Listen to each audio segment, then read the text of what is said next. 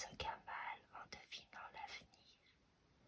L'autre jour, en allant à l'école, une très belle dame que j'avais vue en rêve s'est approchée de moi et m'a dit, en me caressant les cheveux, on m'a dit que tu étais une voyante. Est-ce vrai? C'est vrai, mais maman ne veut pas que je le sois. Elle dit que le monde est très immoral et que je n'ai pas besoin d'être au courant de ce que font les grandes personnes. Qu'ai-je besoin d'être au courant? Si je suis une voyante, je vois l'avenir sans que personne me raconte quoi que ce soit. Je découvre tout dans mes rêves et les rêves ne sont pas un péché. La dame me regarda en souriant. Ce sont des histoires de grandes personnes, me dit-elle. Si tu n'étais pas la fille de ta mère, elle ne t'aurait pas parlé ainsi. Peut-être craint-elle que tu ne devines ses secrets ou ceux de ses amis. Je trouve cela très naturel. Je suis d'accord avec toi et je crois que tu vas devenir une personne très importante, car on viendra te consulter de tous les coins du monde. Maintenant, tu vas au collège. Oui, il faut que je me dépêche. Il est 8 heures. J'avais regardé mon bracelet montre et vu qu'il était 8h moins 5. Il faut même que je cours. La dame se baissa vers moi et me dit « Je m'appelle Lila. Tu ne m'oublieras pas, n'est-ce pas? Tu aimes les fleurs. Alors tu te souviendras de moi quand tu penseras au lilas. Et toi, comment t'appelles-tu? Je m'appelle Luce. Et quand vous verrez toujours de la lumière, vous vous souviendrez de moi, n'est-ce pas? » La dame m'embrassa et je partis en courant. En arrivant au collège, j'étais sûre d'être en retard. Je présentais mes excuses en inventant un mensonge. Je dis que j'étais tombée et pour que cela parût vrai, je m'étais noué un mouchoir autour du genou, comme dans mes rêves. En histoire et en géographie, mes dons de voyance ne fonctionnaient pas. En mathématiques non plus.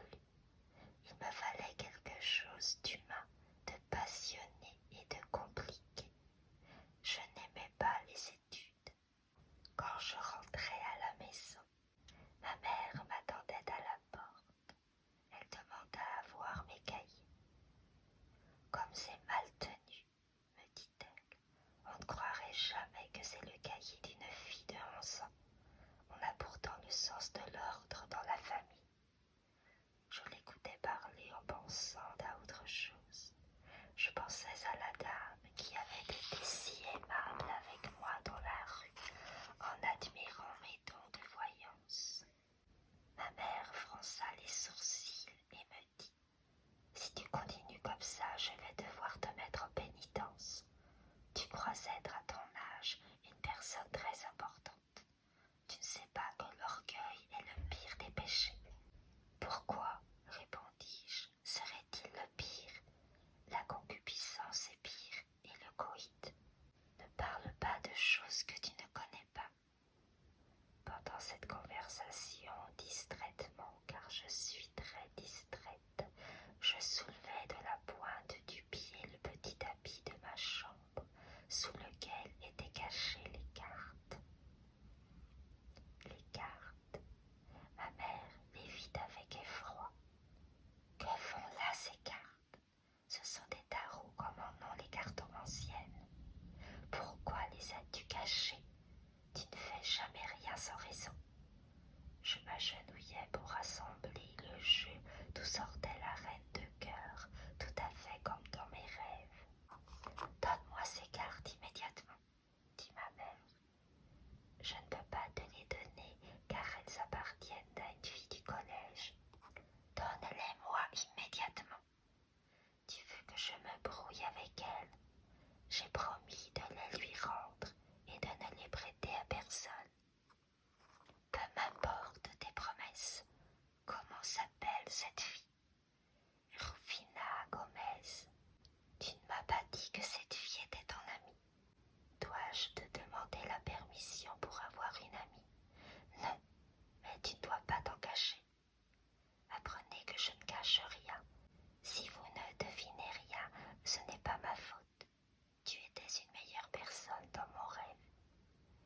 as-tu appris à parler avec tant d'orgueil? Dans cette maison, c'est vous qui êtes orgueilleuse. Finissons sans ces ridicules. Donne-moi ces cartes. Je lui donnai les cartes. Ce sont des cartes très jolies. Rufina Gomez ne joue presque jamais avec elles. Elle n'a même pas appris à les tirer. Pourtant, c'est très simple, car chaque carte indique en français ce qui va arriver à la personne qui tire la carte. À vrai dire, on n'a rien à savoir. Il faut simplement battre les cartes plusieurs fois, les disposer une par une sur une table, et après les avoir comptées une par une, apparaît celle qui concerne la personne qui consulte. C'est très amusant. Mais maintenant que je n'allais plus avoir ces cartes, je me débrouillerai avec n'importe quel autre jeu de cartes. Au fond, la voyance, c'est une chose très simple. Les gens qui viennent vous consulter vous disent eux-mêmes ce qui va leur arriver, leur caractère, leur âge, les maladies et les dangers qui les menacent, tout, absolument tout, et ils vous le disent en vous demandant: vais-je être malheureuse ou vais-je être heureuse? Ou vais-je être amoureux? Ou va-t-on m'être infidèle? Tout est déjà deviné, on n'a aucun effort à faire. Ce soir-là, je me couchais inquiète. Pas par remords, je l'avoue. Je pensais que ma mère me comprenait si peu qu'elle ne se rendait même pas compte qu'elle m'avait offensée. J'ai 11 ans. A-t-on idée de me parler sur ce ton? À l'époque où nous vivons, on respecte les enfants autant que les grandes personnes. De quel droit me parle-t-elle de cette façon? Si je lui dis que mon métier c'est d'être voyante, je crois qu'elle va m'injurier. J'essaierai de lui dire cela en rêve. Je ne sais pas dans combien de temps je serai une personne respectable, mais je pense que j'aurai la patience d'attendre. Je chercherai un endroit isolé pour installer mon cabinet de consultation. On viendra me demander des conseils et j'emploierai des cartes ordinaires pour qu'on ne dise pas que je fais cela pour m'amuser. Je vais éteindre. Je voudrais dormir, mais je n'y arrive pas. Je ne cesse de penser au type qui m'a parlé l'autre jour dans la rue. Avant de le voir en chair et en os, je l'avais vu en rêve. Il était blond, il était grand, mais ce qui me plaisait, c'était la couleur de ses yeux bleu, vert, violet. Je ne saurais jamais de quelle couleur étaient ses yeux. Si je le savais, peut-être qu'il me plairait moins. Sa voix aussi était particulière, avec cette inflexion étrange quand il me disait « Bonjour, comment vas-tu » ou « Veux-tu que je t'emmène au cinéma ?» Mais non, tu es trop petite, tu n'as certainement pas la permission. « Et toi, quel âge as-tu » lui demandai-je. Il répondit « Moi, 17 ans. Qu'en dis-tu » ? Moi, rien. Que veux-tu que je te réponde? Après cette conversation, nous ne nous sommes plus revus. Il faudrait que je sache son nom. Je vais consulter les cartes, me dis-je. Je battis le jeu et l'étalai sur la table. Maman était sortie. Je fermai les yeux. C'est la meilleure façon d'être voyante. Je fermai les yeux et j'ouvris les mains. Comment peut-il bien s'appeler? Je me concentrai, mais aucun nom ne me venait à l'esprit. J'essayais de rêver. Si cette fois je devine, c'est que je suis une voyante. Je pensais à tous les noms qui existent jusqu'à n'en retenir qu'un seul, Narciso. Ce n'est pas qu'il me plaise, mais aucun autre ne me satisfaisait. Je ne comprends pas pourquoi.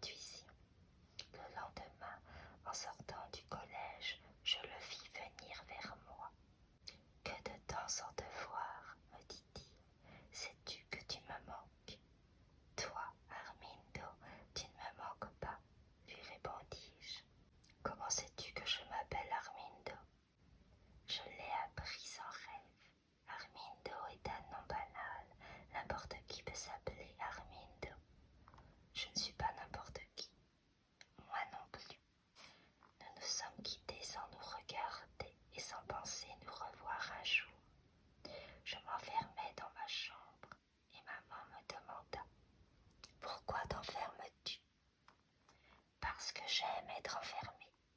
Il y a tellement de monde dans cette maison. Je préfère le silence total.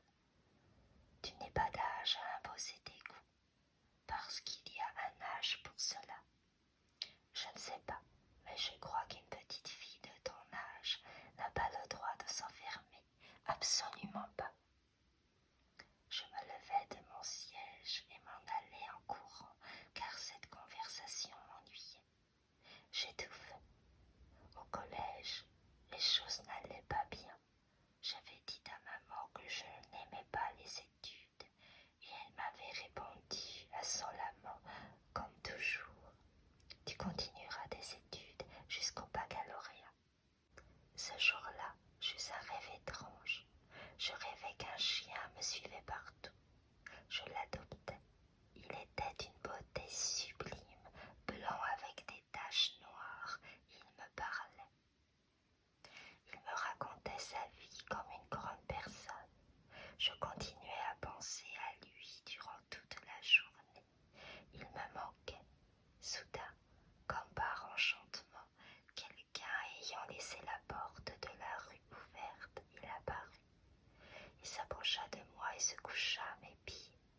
Il portait un collier de cuir orné de petits clous, avec son nom écrit en lettres d'or. Jasmin. Jasmin, lui dis-je.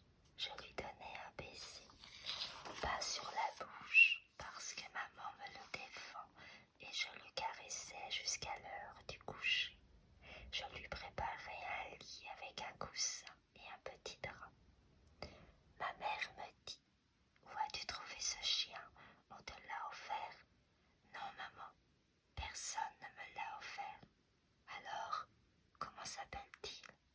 Jasmin, lui dis-je, c'est mon chien et je ne l'oublierai jamais. Cette circonstance nous rapprocha, maman et moi. Nous n'allions plus nous disputer. Elle permit que le chien dorme avec moi et curieusement, elle commença, je ne sais par quel mystère, à croire en mon pouvoir divinatoire et à me demander quand quelqu'un tombait malade. Que peut-il bien avoir?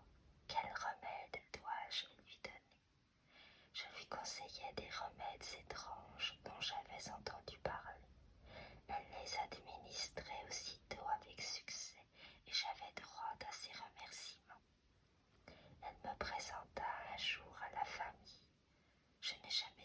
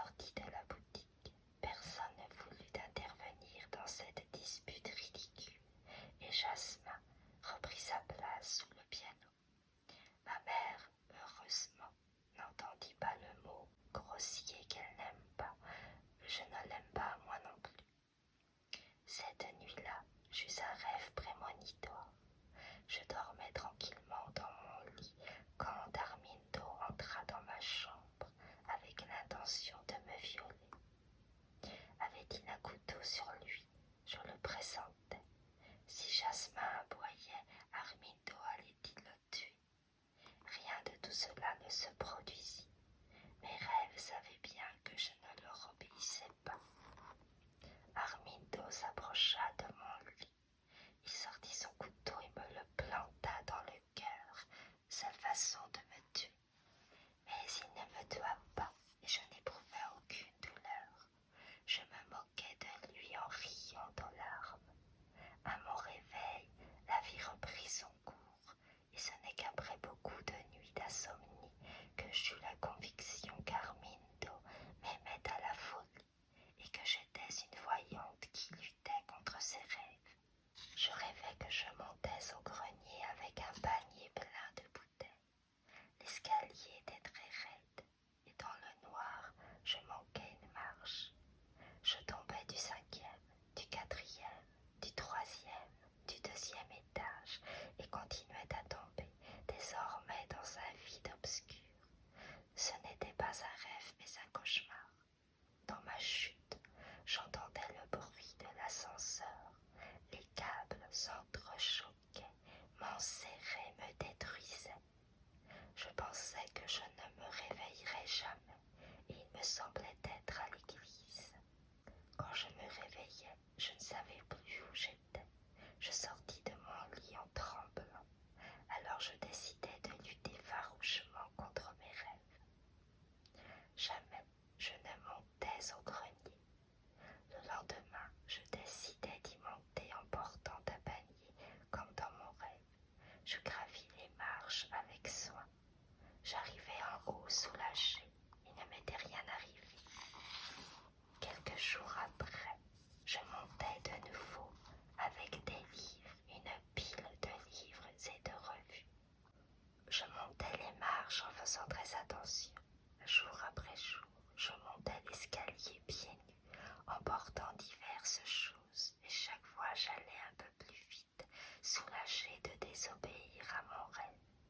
Je tuais mes rêves, je détruisais peu à peu mon don de voyante pour ne jamais mourir. Jasmin me suivait. Armindo vint plusieurs fois me chercher en rêve. Ensuite, au réveil, je ne voulus pas le revoir. Je rêvais que je me mariais. Le rêve de ma noce resta photographié sur les murs de ma chambre. Je fermais les yeux. Je n'acceptais de mettre que la robe ravissante que j'ai sur moi et un bracelet d'or véritable. Quelle voyante à par anticipation la photographie d'un fiancé aux yeux bleus, vert, violet, qui lui servent comme à moi la nuit de veilleuse. Quelle voyante est parvenue à ce que ses rêves restent photographiés sur les murs de sa chambre. Je dois être une voyante très spéciale, mais j'ai beau aller à l'encontre de mes rêves, je continue d'être, hélas, une voyante. En classe, on me surnomma l'extraterrestre. Mon caractère avait changé, rien ne m'importait plus. J'étais très casse-cou et je me souviens que dans les parcs où il y avait des balançoires, je me lançais dans les airs comme si j'avais eu des ailes. Mes rêves se mirent à changer. Je ne rêvais plus d'Armindo ni de mes amis. Tout ressemblait à ce que je voyais au cinéma ou à la télévision. Je pensais que je pourrais inventer une histoire qui éveillerait la curiosité de tout le monde, mais il me fallait aussi la vivre, car la raconter n'était pas suffisant. C'est alors que je gagnai un prix dans la section des filles à des jeux concours organisés par la télévision et j'eus droit d'un billet pour Bariloche avec des patins pour aller patiner dans la neige. Dans mon rêve, par contre, la chaleur était insupportable. Il fallait se baigner dans l'eau de Rio de Janeiro.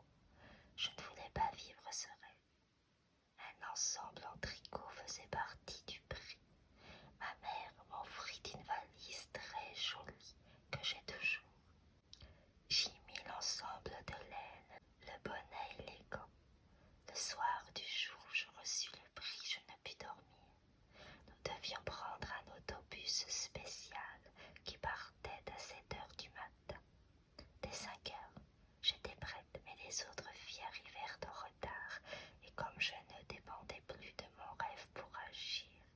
Je visitais l'endroit où s'arrêtaient les trains à Constitution. Je pris un café brûlant et on a beau dire que le café rend les gens nerveux, il me tranquillisa. Je n'avais pas dit au revoir à ma mère, mais cela ne me préoccupait pas. Aussi montai-je dans l'autobus, légère comme un oiseau, et si heureuse que toutes mes compagnes m'envièrent. Mais que dis-je? Quelle importance cela peut-il avoir qu'on vous envie? Je trouvais cela très amusant et faisant partie de l'aventure. J'oubliais ma maison, le jardin, les fleurs. J'allais connaître un autre monde, beaucoup plus divertissant, d'autres visages. Si les gens se voyaient tout le